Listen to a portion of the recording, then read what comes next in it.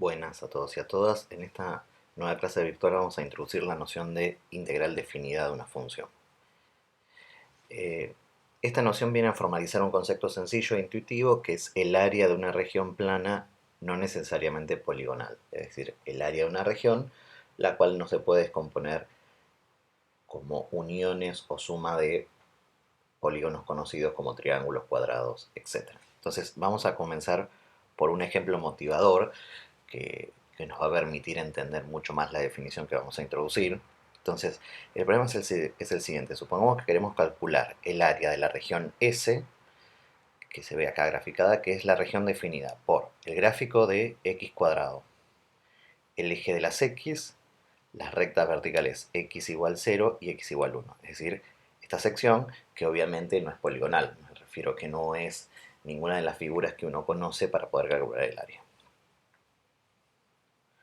Entonces, vamos a ver cómo podemos encontrar un método para resolverlo. Bueno, en primer lugar vamos a hacer lo siguiente. Algo que se puede observar fácilmente es que el área S, el cual que queremos calcular, es un valor que está entre 0 y 1, ya que S está contenida en un cuadrado de lado 1. Y sabemos que el área de un cuadrado es base por altura, por lo tanto da 1, entonces el área de S es menor que 1. Pero en verdad este valor aproximado que obtuvimos no es muy bueno, por lo tanto podemos lograr algo mejor. Entonces vamos a hacer lo siguiente.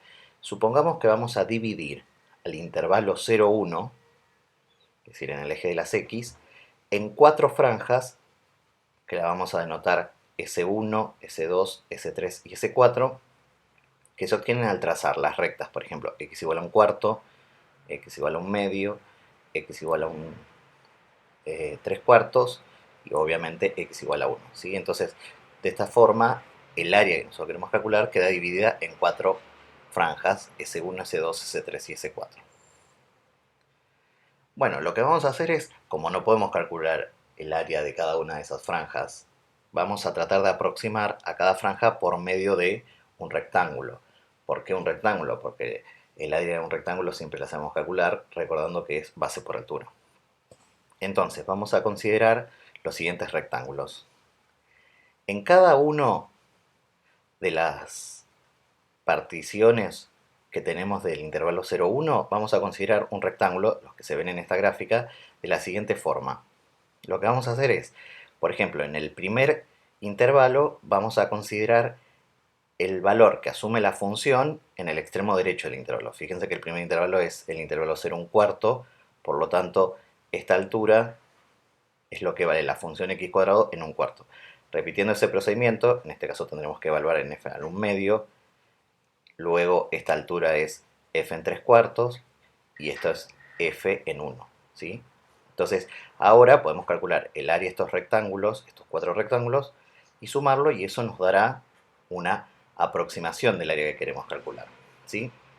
Entonces, aquí tenemos lo que decíamos antes, cada rectángulo tiene ancho de un cuarto. ¿Por qué? Porque los intervalos medían un cuarto y sus alturas son f de un cuarto, f de un medio, f en 3 cuartos y f en 1. Entonces, si denotamos con R 4 la suma de las áreas de estos rectángulos de aproximación y sumamos estas áreas, obtenemos esta expresión que está aquí. ¿Sí? Aquí se puede ver visualmente que si nosotros queríamos calcular el área de S y lo que estamos calculando con R4 es el área de estos rectángulos, es inmediato ver que el área que nosotros queremos calcular, el área de S, es menor que R4, es decir, estamos calculando una aproximación en exceso. Entonces, en lugar de usar los rectángulos que usábamos anteriormente, podemos utilizar unos rectángulos más pequeños, cuyas alturas son los valores de f en los extremos izquierdos ahora de la función, por ejemplo. ¿Sí? Entonces nos quedarían estos 4 rectángulos. ¿Por qué digo 4 rectángulos? Porque el primero, en este caso, no se ve porque corresponde a la función evaluada en 0, que es 0, por lo tanto no tiene altura. ¿Sí? Sería este segmento que está acá. Entonces, si sumamos estos rectángulos, aquí está la expresión, sería un cuarto, que es la base del primer rectángulo, por 0, más un cuarto por un cuarto al cuadrado, que es justo lo que vale la función en el extremo izquierdo, más un cuarto por un medio al cuadrado más un cuarto por 3 cuartos al cuadrado. Entonces ahora lo que tenemos, o lo que podemos ver, es que el área de S es mayor que la cantidad que definimos anteriormente, que discúlpeme, donde decía R4 debería decir L4, de modo que lo que obtuvimos es que el área de S que queríamos calcular está entre estos dos números, L4, que era cuando obteníamos las áreas de rectángulos por los valores que están a la izquierda de la función, y R4 cuando calculábamos las áreas de los rectángulos asociada a la altura que toma la función en la derecha de cada intervalo. Entonces uno dice, bueno, sí, pero esto se obtuvo cuando yo dividí el intervalo 0, 1 en 4 pedazos. Entonces lo que vamos a hacer es repetir este procedimiento con un mayor número de franjas. La siguiente figura se muestra lo que sucede cuando dividimos la región en 8 franjas, con el mismo procedimiento, seleccionando los valores que toma la función a la izquierda o a la derecha de cada intervalo. ¿Sí? Al calcular las áreas de estos rectángulos más pequeñas, que denotábamos con L, y calcular el área de los rectángulos más grandes, que denotábamos con R, obtenemos una mejor estimación del área S. Pero este procedimiento lo podríamos seguir haciendo al incrementar el número de franjas, es decir, al dividir el intervalo 0,1 en intervalos cada vez más pequeños. Por ejemplo, si usamos n rectángulos cuyas alturas se encuentren en los puntos extremos de la izquierda, que vamos a denotar con L sub n, o con los puntos extremos de la derecha, R sub n, obtendríamos lo siguiente. En cada gráfico se ve lo que se obtiene, n es la cantidad de particiones que hice en el intervalo 0, 1, R corresponden a la suma de las derechas, acá tendremos R30 que corresponde a una partición de 30 subintervalos, y aquí R50, y análogamente para la izquierda, en 10, en 30 y en 50. Lo que uno puede observar gráficamente es que cuando el n crece, las aproximaciones por rectángulos, ya sea por la derecha o por la izquierda, se aproximan cada vez más al área que queremos calcular. Entonces, en base a las siguientes figuras, parece que conforme n crece, tanto Ln como Rn son cada vez mejores aproximaciones para S. Por lo tanto, podemos calcular el área de la región S como el límite de la suma de las áreas de los rectángulos de aproximación, esto es, el área de los rectángulos por izquierda y el área de los rectángulos por derecha, y haciendo el límite cuando n se va a infinito. ¿Sí? Antes de introducir la definición de integral definida, veamos que lo que nosotros hicimos era un problema determinado de tratar de calcular el área de una región no poligonal, y dividimos esa región en rectángulos.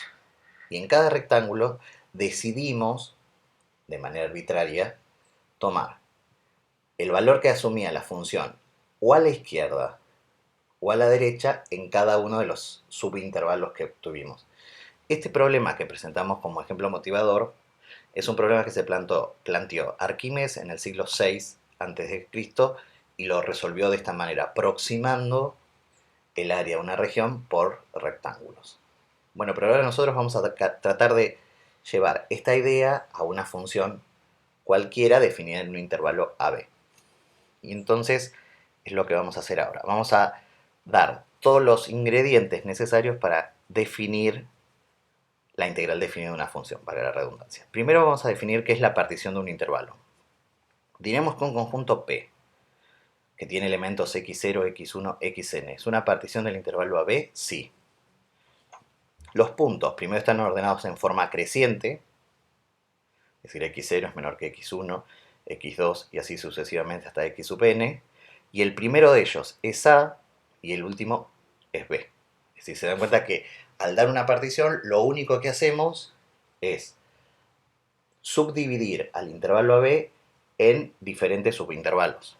Fíjense, aquí lo tenemos. Si nosotros damos una partición, que ahora podemos denotarlo así, al x sub 0 lo voy a llamar A, al siguiente x sub 1, hasta llegar a x sub n menos 1, y por último el x sub n igual b, del intervalo AB, dicha partición divide al intervalo AB en n subintervalos, a saber son x0, x1, x2, x1, x2, xn menos 1, xn. Fíjense que esto está relacionado con lo que nosotros hicimos en el ejemplo. Lo primero que hicimos fue dividir el intervalo 0, 1 en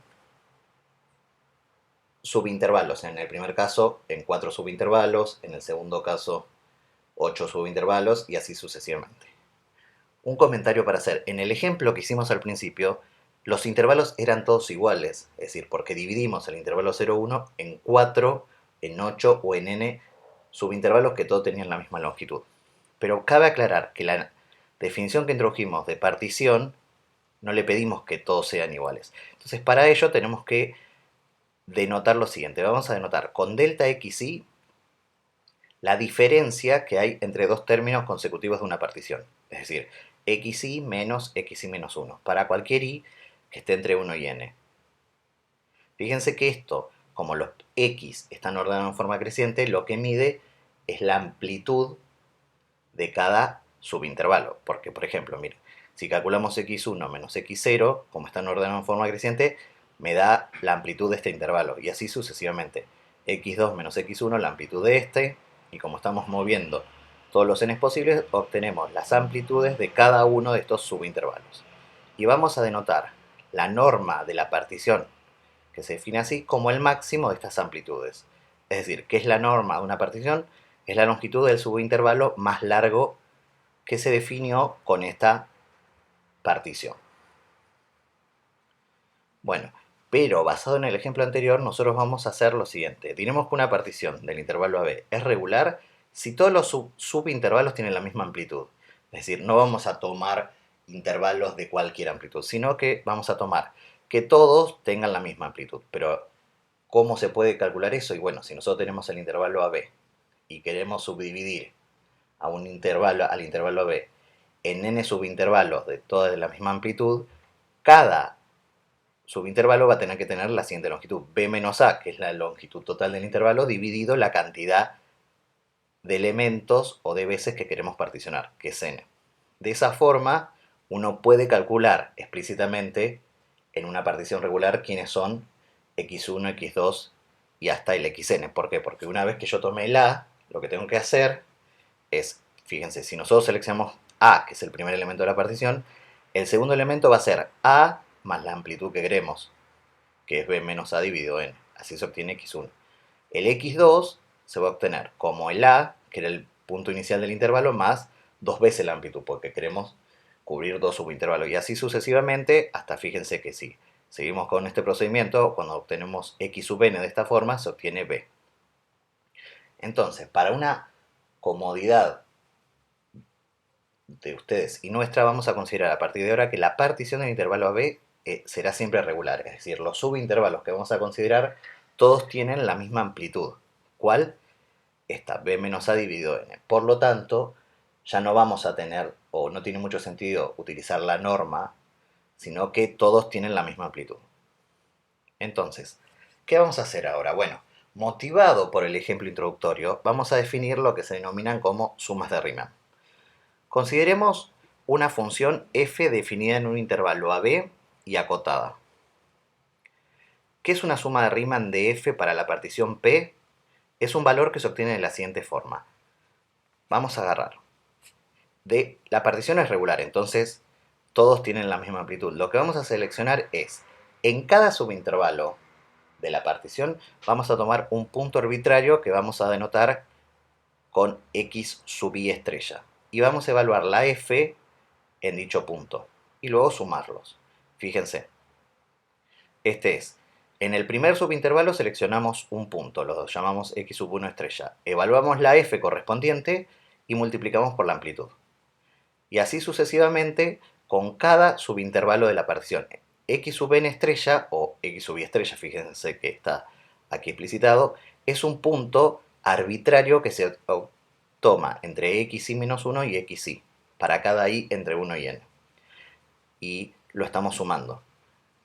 Para hacer un paralelismo, esto es lo que hacíamos con el ejemplo introductorio. Fíjense que nosotros seleccionamos en uno de los casos un valor que esté a la derecha de cada subintervalo y un valor que está a la izquierda. Evaluábamos la f y sumábamos el valor de la f por la base del rectángulo. Acá fíjense que esto es la base del rectángulo y esto es el valor de la f en un punto arbitrario. Ahora estamos imponiendo una mayor generalidad, no estamos diciendo que el punto tiene que ser o el punto de la derecha o el punto de la izquierda en cada subintervalo. Permitimos que se mueva dentro del subintervalo.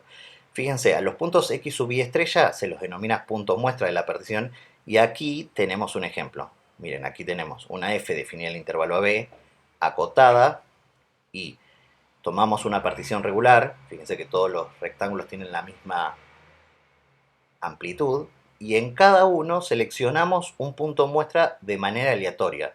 Fíjense aquí está x1 estrella, su correspondiente f, entonces justo cuando hacemos este valor nos da el área de este rectángulo. Y así sucesivamente. Para cada muestra de la partición. Bueno, vamos a hacer algunas observaciones antes de continuar. Observemos lo siguiente. El valor de cada suma de Riemann depende de la cantidad de subintervalos y de los puntos muestra. Es decir, depende del n, porque n nos dice en cuántos subintervalos quisimos dividir, y de los x sub i estrellas seleccionados. Porque se dan cuenta que si yo selecciono unos puntos muestra y cada uno de ustedes selecciona diferentes, no porque esa suma nos va a tener que dar lo mismo. En el gráfico anterior, por otro lado, f de x se supuso positiva y continua en el intervalo AB. Eso fue solamente por una cuestión de comodidad. Pero en el gráfico solo debemos suponer que sea acotada en dicho intervalo. Es decir, voy a aclarar. Nosotros, la suma de Riemann que introdujimos, la f no porque tiene que ser positiva. Por lo tanto, cada uno de los sumandos en la suma de Riemann no necesariamente es el área de un rectángulo. En el siguiente gráfico presentamos diferentes sumas de Riemann para una función f en el intervalo AB.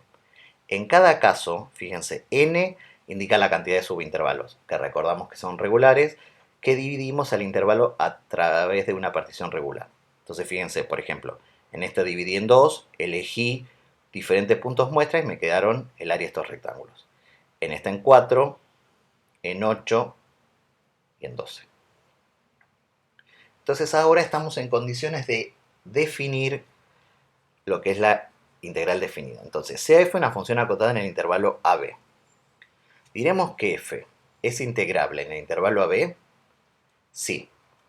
El límite de la suma de Riemann, que la denotamos así, donde x y estrella es cualquier punto muestra, existe, pero además de que exista, el valor del límite no puede depender de los puntos muestra. Es decir, el límite tiene que ser el mismo para todas las muestras o puntos arbitrarios que tomamos en la partición.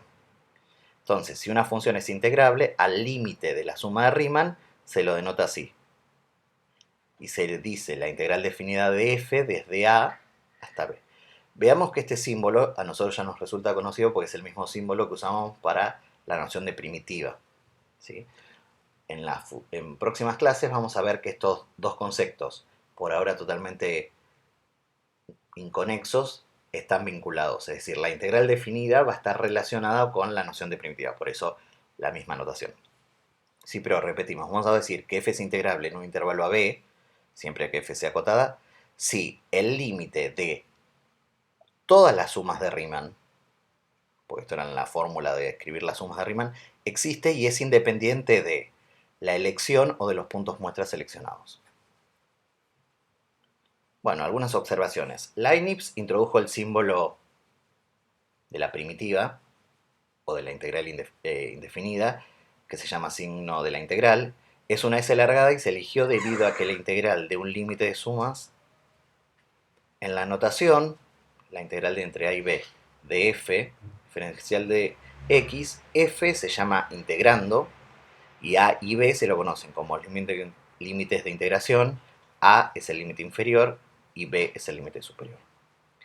La integral definida de una función integrable puede aproximarse dentro de cualquier grado de exactitud mediante las sumas de Riemann. Es decir, las sumas de Riemann vendrían a ser en el ejemplo introductorio los Rn y el n, pero con mayor generalidad porque aquí estamos tomando puntos en cualquier lugar del subintervalo, no necesariamente ni a la izquierda ni a la derecha, pero aproximan al valor de la integral con cualquier grado de exactitud. Por otro lado, si f es positiva, Entonces, la suma de Riemann puede interpretarse como la suma de áreas de los rectángulos de aproximación.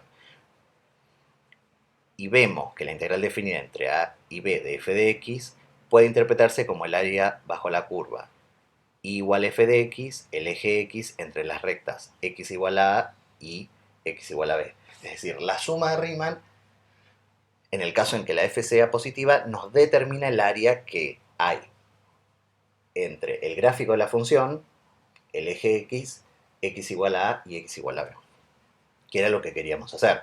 Sí, porque así comenzó la clase, con el ejemplo de tratar de calcular el área de bajo de la curva igual a x cuadrado entre x igual 0 y x igual 1. Otra observación, si f toma valores tanto positivos como negativos, como se ve aquí en esta función, entonces la suma de Riemann es la suma de áreas de los rectángulos que se encuentran por arriba del eje x y la resta de los rectángulos que están por debajo del eje x. Fíjense, las áreas de los rectángulos en azul menos las áreas de los rectángulos en amarillo. Por lo tanto, en este caso, si una función no es siempre positiva, la integral definida de f en a y b no representa el área, el gráfico de f, el eje x y las rectas x igual a y x igual a b. En la definición de la función integral definida, para una función hemos supuesto que f es acotada en el intervalo a b. Pero veremos a través del siguiente ejemplo que no todas las funciones acotadas son integrables. Entonces, para ello vamos a considerar una función que ya conocemos y la vimos en la práctica 1, que es la denominada función de Dirichlet. La función de Dirichlet, recordemos que valía 1 si x era racional, 0 si x es real y no racional. Es inmediato ver que esta función es acotada, pues su imagen solamente tiene dos valores, que es el 0 o el 1. Lo que vamos a ver es que esta función, a pesar de que es acotada, no es integrable. Para ello consideremos diferentes puntos de muestra para la suma de Riemann. Entonces vamos a hacer lo siguiente, vamos a considerar n un número natural. Si los x y estrella, es decir, los puntos muestra, son reales pero no racionales, entonces la función de Dirichlet vale siempre 0. Y por lo tanto, todas las sumas de Riemann asociados a dichos puntos muestra dan 0 y en particular su límite da 0. Si los x y estrella son todos racionales, entonces la función evaluada en los puntos muestra vale 1. Entonces ahora vamos a calcular el límite de las sumas de Riemann. Si vamos a calcular el límite cuando n se va a infinito de la suma de Riemann asociado a estos puntos muestra. En este caso, el valor de la función en los puntos muestra da 1. Por lo tanto, lo que podemos hacer es, esto desaparece y nos queda hacer el límite cuando n se va a infinito de la suma de 1 menos 0 dividido n. ¿Sí? Pero fíjense que estamos sumando n veces, que es la cantidad de términos que tiene esta suma, esta misma cantidad. Por lo tanto, esto nos da n veces 1 menos 0 dividido n. Pero esto da 1. Entonces, notemos que las sumas de Riemann para los puntos muestras irracionales dan 0, mientras que las sumas de Riemann para los puntos muestras racionales dan 1.